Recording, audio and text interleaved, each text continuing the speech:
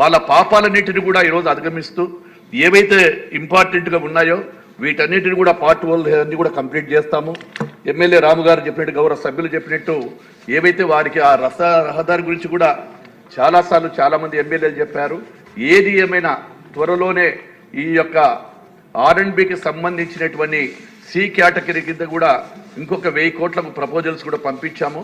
Finance నుంచి క్లియరెన్స్లు వచ్చిన తర్వాత వాటన్నిటిని కూడా కంప్లీట్ చేసి ఖచ్చితంగా డెవలప్ చేస్తామని చెప్పి తమకు తెలియజేస్తున్నాను అధ్యక్ష. ఓకే అండి. సరే అధ్యక్ష, వారు చెప్పింది ఖచ్చితంగా త్వరలోనే ఏ ప్రపోజల్స్ ఉన్నాయో ఆ 80 లక్షల పనిని కూడా కంప్లీట్ చేస్తామని చెప్పి తమ ద్వారా గౌరవ సభ్యులకు తెలియజేస్తున్నాం అధ్యక్ష. సార్ క్వశ్చన్ అవర్ ముగిసిందండి. 0 అవర్ ఇలాగే కంటిన్యూ అవ్వాలనుకో. మొదటిసారి కాదు, ఆబ్సెంట్స్ ఎక్కువ ఉన్నాయి కాబట్టి సార్ ఇప్పుడు 0 అవర్ స్టార్ట్ చేసే ముందు అదొక రిక్వెస్ట్ అండి. మొన్నే చెప్పాను నేను హౌస్లో, ప్రతి మెంబరు కూడా మాట్లాడాలి ఒక్కసారైనా. నేను మార్నింగ్ లిస్ట్ తెప్పించాను ఎంతమంది మాట్లాడారు అనేది. ఇప్పటికి కూడా 23 మంది మాట్లాడలే. పేర్లు చెప్పనులేండి, పేర్లు చెప్తే మళ్ళీ 23 మంది ఇప్పటికీ మాట్లాడలే.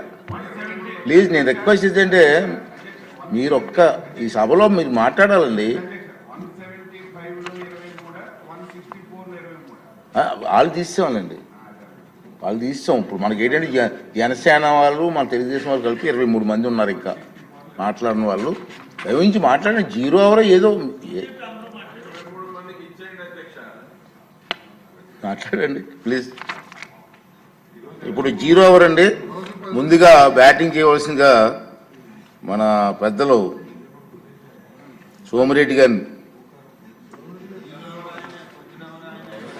థ్యాంక్స్ అధ్యక్ష. అధ్యక్ష, ఇది సచ్ అన్ ఇంపార్టెంట్ ఇష్యూ. మీ ద్వారా మా తోటి సభ్యులు, గౌరవ సభ్యులకు కూడా నేను ఒక పైనాంపురం విలేజ్కి వెళ్ళాను అధ్యక్ష. నా కాన్స్టిట్యున్సీలో ముత్తుకూరు మండలం కృష్ణపట్నం దగ్గర. అక్కడ 2 గిరిజన కాలనీలు ఉన్నాయి అధ్యక్ష, చిన్న చిన్న కాలనీలు. 88 మంది గిరిజన కుటుంబాలకి ఆధార్ కార్డు లేవు, 60 మందికి రేషన్ కార్డు లేవు, 18 మందికి పింఛన్లు లేవు, 19 మందికి పింఛన్లు లేవు. ఆ తర్వాత నేను మొత్తం గిరిజనుల గురించి ITDA all officers, all departments, ఆఖరే కలెక్టర్ గారు కూడా వచ్చారు. నేను సమీక్ష పెట్టించాను అధ్యక్ష. సచివాలయ సిబ్బంది అన్న ఒక్క నిమిషం, జనార్దన్ ప్లీజ్ అన్న పక్కనే ఉండండి. నేను కలెక్టరు మొత్తం ఆల్ డిపార్ట్మెంట్స్ వచ్చినాయి సార్. సచివాలయం సిబ్బంది ఇప్పుడు మాచర్లవారిపాలెం సచివాలయం, మల్లికార్జునపురం చిన్న ఊరు 2 కలిసి 180 మందికి ఆధార్ కార్డు లేవు. 180 మందికి ఆధార్ కార్డు లేకపోతే వెల్ఫేర్ ప్రోగ్రామ్స్ రావు.